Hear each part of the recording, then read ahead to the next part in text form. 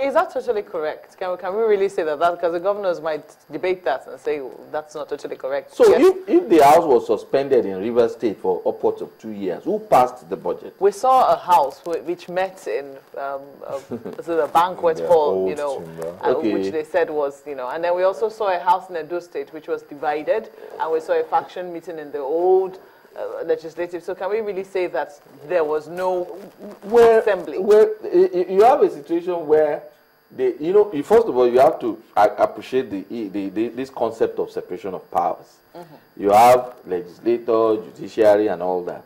And the legislator, you have some members, let's say 50-50 or 60-40 at any point in time. Don't forget, the Constitution stipulates numbers. Oh, this particular number of people should do this.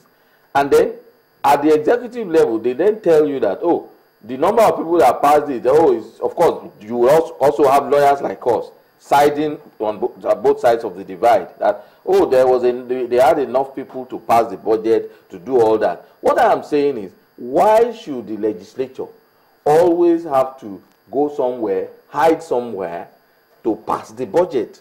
I mean, if it's democratic, I mean, you see American congressmen, when they want to oppose the president, they say openly. You see the Supreme Court sitting and saying, look, gay rights, we know there's no problem with it. Obamacare, oh, we don't like it, we like it. Maybe that's a result of our homegrown democracy. That's what I'm saying. We are going there now. You were making the point about we're going there now. What I'm saying is that what it tells us is, do we really need to waste so much money in maintaining Congress? Especially Congress that is unproductive. The Congress, all the previous Congress we've had, they didn't make any serious laws. You have a situation where you have 440 bills and you have 87 passed. And then one night to the end of their tenure, they passed over 100. Well, this assembly say they will do things differently. Well, you see, I mean, that's the funny part of it. The previous assembly did something. The proper forum to come back. Of course, that means somebody, and you now have to start the whole process again. Consider the cost put into, you know, this thing went into committee stage. They had to go through stages. For you to now, I mean, knock those things off, those things were signed into law. Some of them have already been, I mean, for those ones that have been passed and are before the president waiting for his assent, are they going to recall it in the assembly, or as soon as the president No, the president may then exercise his veto by not signing. And that settles it.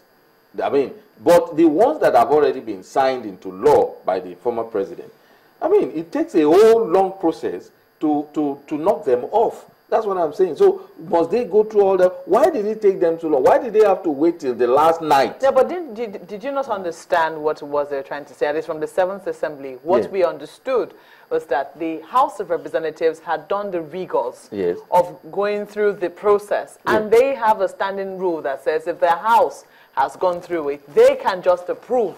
It doesn't matter, you know, whether or not it goes through the same process in the Senate as well. Didn't that, because we saw that it was a rule of reciprocity. What the Senate did one day, the House did the following day in terms of things that had gone through the Senate, and we're just waiting for the assent of the House. Would you consider it reasonable that an assembly that was sitting for 4 years, my problem is the last night they then said bills 1 to 110 together. Let those who support say, let those who say nay. But they looked at the rules. They looked at the rules. They looked at it. They look at the laws. Look at what is happening now at the Senate. That the House rules were forged. Alleged to have been forged. Well, alleged to have been forged. Could those have been smuggled in at that point in time when they were passing it overnight? Well, did they also forge that in the House of Representatives as well? No, well, we don't know. That's the problem now. A lot of things could have been smuggled in. That is what we're saying, because they looked at the rules. The rule says, oh, it's gone through Senate, you don't need to bother. But somebody at Senate probably put an extra page or one extra clause, and then you say nay and a, and it became law. It will simply be amended. Isn't that how laws are amended? Well, the amendment of any law is depending on the level.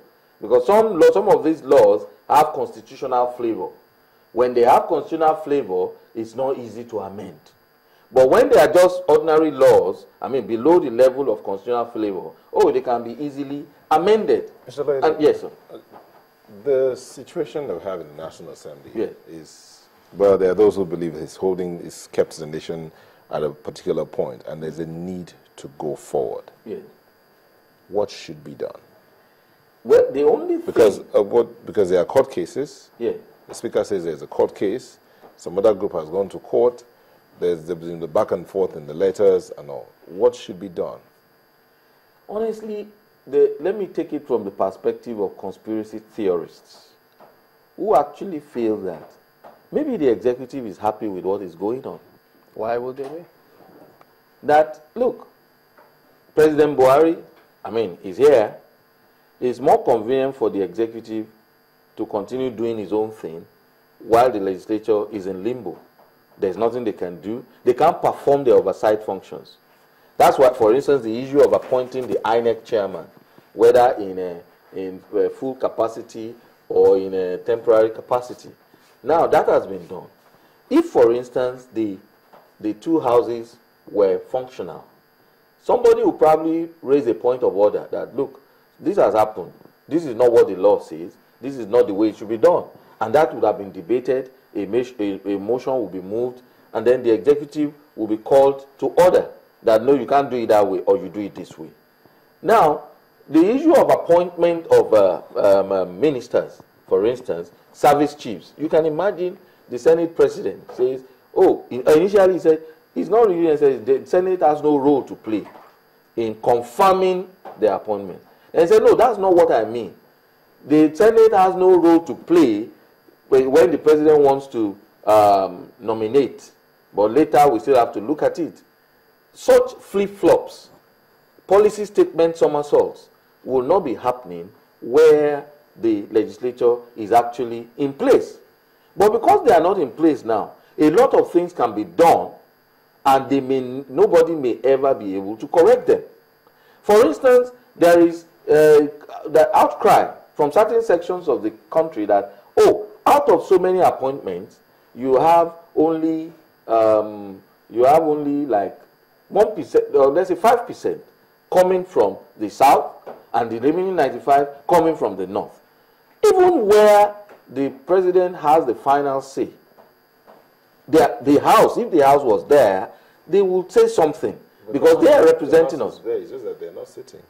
What the essence of the house? A house that is not sitting is a house that is dead.